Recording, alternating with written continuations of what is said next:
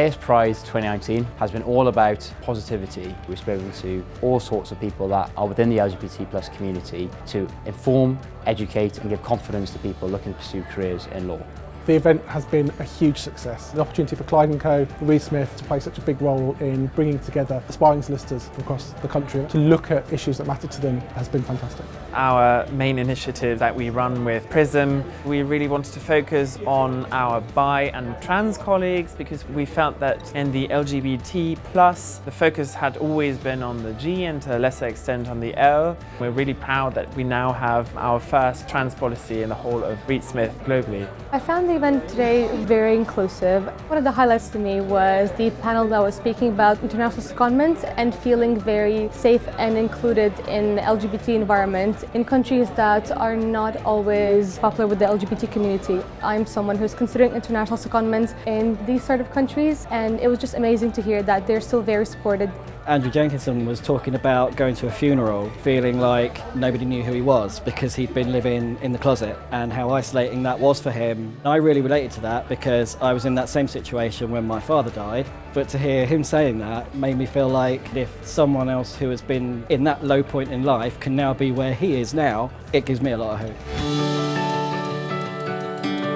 In the last 4 years of AS Pride events, we've seen a complete transformation in the scale of the events that we're able to hold, and we're pleased to see a record number of LGBT+ candidates as well as allies. Allies are an incredibly important part of making law firms inclusive places to work, so it's great that at student level we're seeing those allies coming to these events and gaining so much from them. It's very important for us to be up to date about the cultural and the social aspects of being an LGBT person. A lot of the challenges that we think people do not face or we do not even consider, that they do face it, and we need to do something about it. As an Aspiring Sisters alumni, my top tip would be to utilise the resources that Aspiring Sister has. The best way to know what it is you want to do with your career is to experience a multitude of things, work out what interests you and then pursue it from there. I think most firms are taking steps to make sure they're as inclusive and diverse as possible. Students are now actively encouraged, if they want to, express what they identify as and that they are ensured that this isn't going to be used against them in the application process.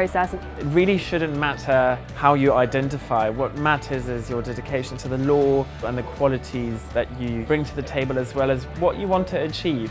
When it comes to applying for training contracts, I've got a much better idea now of what I should say and what I should not say and not try and do, like not try and fit myself into a template that I think is what people are looking for, but just really be myself. 50% of our trainees in the last cohort identify as LGBT+. That's a real testament to the power of these networks.